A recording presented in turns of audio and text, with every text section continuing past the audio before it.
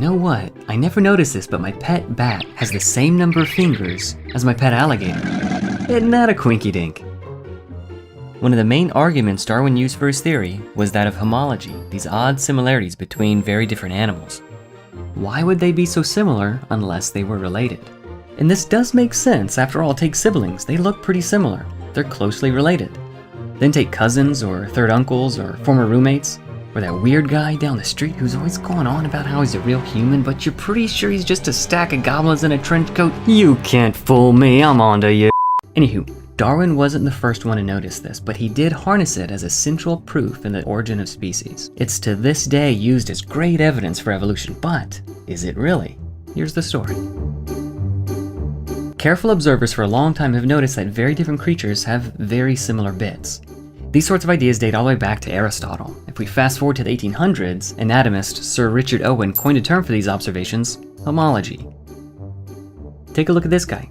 He's got an arm that starts with one bone, followed by two bones, and then lots of tiny bones for the wrist and fingers and whatnot. Great for grabbing stuff and high-fiving. Whales and dogs have basically the same structure, but they're not so good at those things. Why in the world would that be the case? Before Darwin, biologists chalked this up to common design. Just like a painter has a particular style and reuses similar colors or themes that he likes across a lot of his work, so the thinking went, similarities in animal design pointed to a common designer. A few years later, along comes Darwin, and he figured that these structural similarities were important evidence for his theory of evolution. So, rather than a common designer, he instead credited common ancestry. But which is the proper explanation for these obvious similarities? Enter biologist Tim Barra. Guys, I've got a really good illustration. It'll totally put this question to bed. If you look at a 1953 Corvette and compare it to the latest model, only the most general resemblances are evident.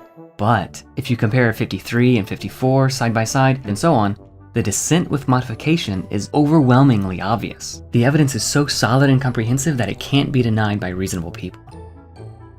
In using this analogy, Dr. Barra actually demonstrates precisely the opposite of what he intended. Here's why. A succession of even very similar forms doesn't demand common descent. It could, in this case it does, instead point to a common designer. These guys, the engineers at Chevy. Intelligent agents are free to reuse things however they want. Just like I use the same password, FluffyBunny123, for everything I do online. So the question remains open, is homology due to common design or common descent? Because the argument was so central to Darwin's case, his followers eliminated the question by simply redefining the word from simple similarity to meaning similarity due to common ancestry. They baked Darwinism into the definition of the word.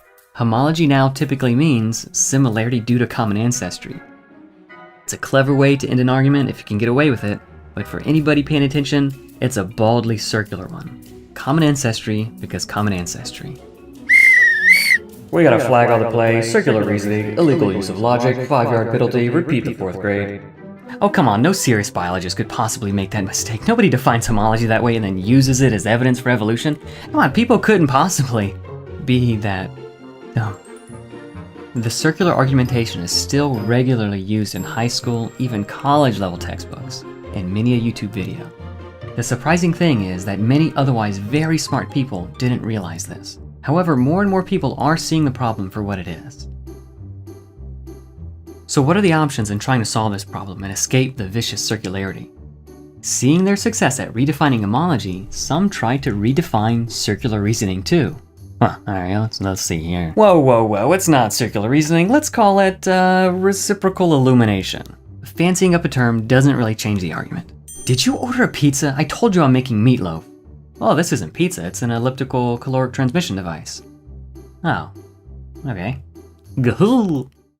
Wait a second. Other attempts were made to escape the circularity, but they had to give up on homology as evidence. And instead, they looked to other lines of evidence for common ancestry, namely DNA.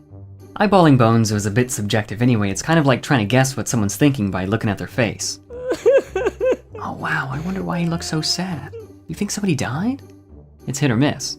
But if you could look deeper by, say, reading his diary, you'd be able to see what's going on with far more precision. Dear diary, today was all-you-can-eat Taco Tuesday and I forgot to wear my stretchy pants. I could only eat 7 tacos, and they forgot to add extra guac. This day couldn't get any worse. This is pretty much exactly what scientists do when sequencing DNA. they're able to move to the more objective realm of cold, hard numbers. If you look at different creatures' DNA, the rule of thumb is the more similar, the more closely related, and vice versa.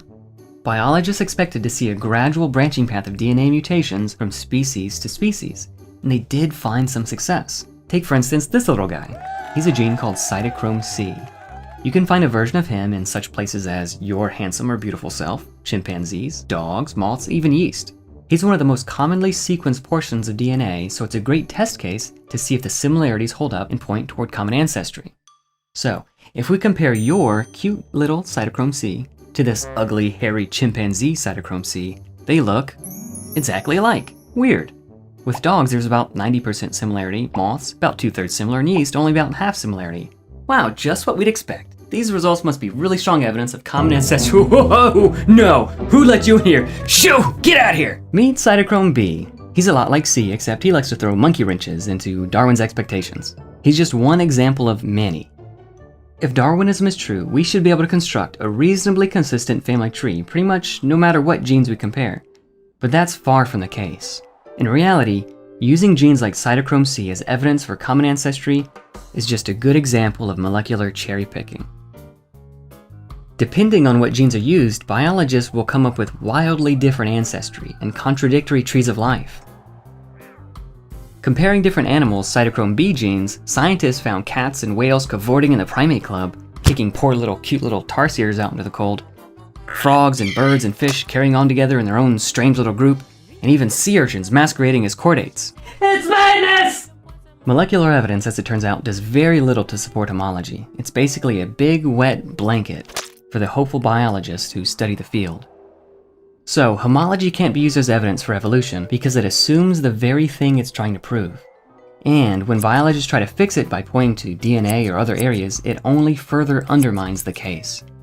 Now, to be fair, doing away with homology doesn't necessarily disprove Darwinism, but it is illustrative of the kind of lazy thinking that's common among many Darwinists. Bad arguments can simply get passed on uncritically. All homology proves is that scientists are just like everyone else, people, and we can be uncritical of things that we want to believe. But what about all the other lines of evidence? We've got biogeography, embryology, antibiotic resistance, whale evolution, even vestigial organs, for crying out loud.